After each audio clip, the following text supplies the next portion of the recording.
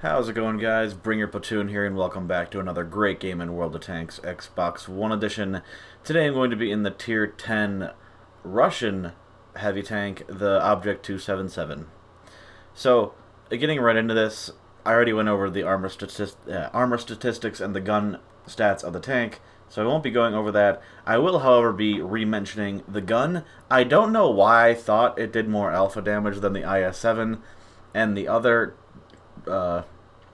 Tier 10 Russian heavy tanks, but yeah, it's got a 130mm on it, and it does 490 alpha, just like every other Russian Tier 10 heavy tank, except for obviously the Object 705A, which gets a 152mm. But yeah, besides that, same alpha.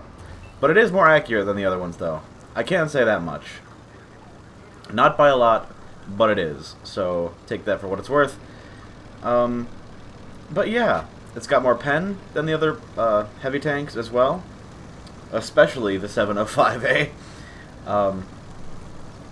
It's I love this thing. I don't know what it is. I just like tanks that don't have a pike nose. I hate having to angle my tank straight towards people, and I understand that it's like super armored if you get hulled down in an IS-7 and you just don't show any of your lower hull at all and just face people flat on with your tank, because then you'll bounce shots like a crazy person, because that pike nose is damn near indestructible to get through straight on, or if you don't have any gun depression, face hugging it. So yeah, why don't I like the IS-7? It's too common of a tank. When people say Soviet bias, they automatically go to like IS-7, impenetrable turret armor, impenetrable fucking side armor when you're reverse side scraping, all that business. So yeah, I was just shooting at whatever I could there. But enough about other tanks. Let's just get right into the gameplay here. So as you can see, we got 4 tanks here. There's 1, 2, maybe 3 willing to commit heavies by my side. Or is that, yeah, 3 heavies by my side with me, that makes 4. So I start loading the premiums because these E100s obviously aren't stupid and know how to somewhat angle their armor effectively, even bouncing heat round off the turret there, although he was very angled and was angling even further upwards, so that was pretty cool of him. But I'm just getting shots whenever I can. I'm trying to poke out as little as possible, and it's ironically working. I don't know if they're just focusing down the 705A, which, by the way, gets only 2 pens worth of damage. It's pretty funny, perhaps even 1. So what I'm going to pull off here during this gameplay is nothing short of a miracle. Like, they're going to charge any minute, so I feel the need to run back is fully justified, leaving that guy kind of in the dust, but hey, I'm not going to die with him. I'm going to fall back and get as much more damage as I possibly can.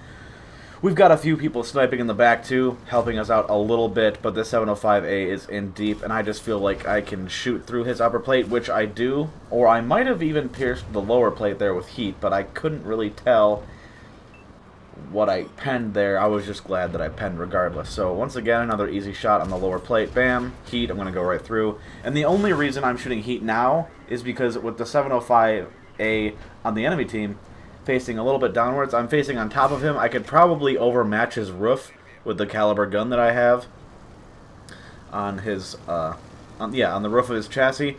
But honestly, it's a slim shot, and I'm better off just shooting premium at the lower plate, because if I shoot standard ammunition with him angling like that, like, granted, I could probably damage and track him at the same time with standard AP rounds, but I just wanted to get the sure thing and just not get screwed over by RNG. It's like, oh, you just tracked him, or you just critical hit him.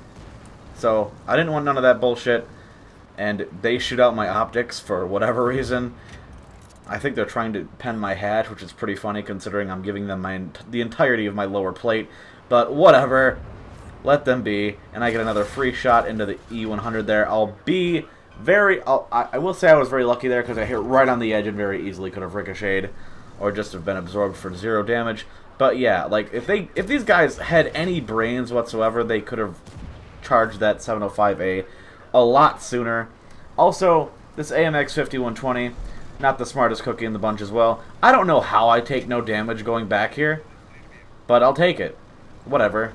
Like, the first thing that was spotted during the game was the Waffle E100 up in, like, G1, and I'm really surprised that they didn't dick on us from all the way up there. But I honestly don't think they could see us either, so that's pretty cool.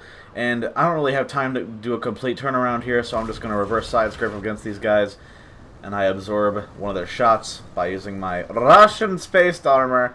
And I don't know what this Patton is shooting at, but I know this IS-7 needs to die, because he's a one-hit, so I'd get him out of the game. And I'm not really too worried about the E100s, although I do get lucky.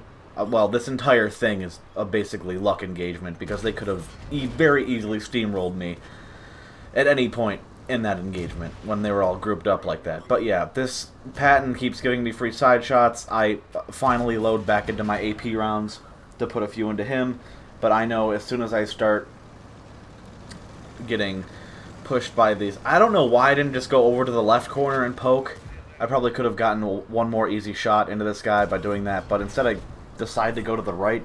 I was panicking a little bit. I don't know why that was, but yeah, I just want to face only one tank, so of course I'm going to take care of one easy target in the back first, and then make my way to damaging the E100. And they are charging me right now, so I'm like, whatever, I'll just load heat, because if he face hugs me, the only chance I have to pen him is in his turret, and I'm not going to take the easy shot on that. Oh, I f***ing...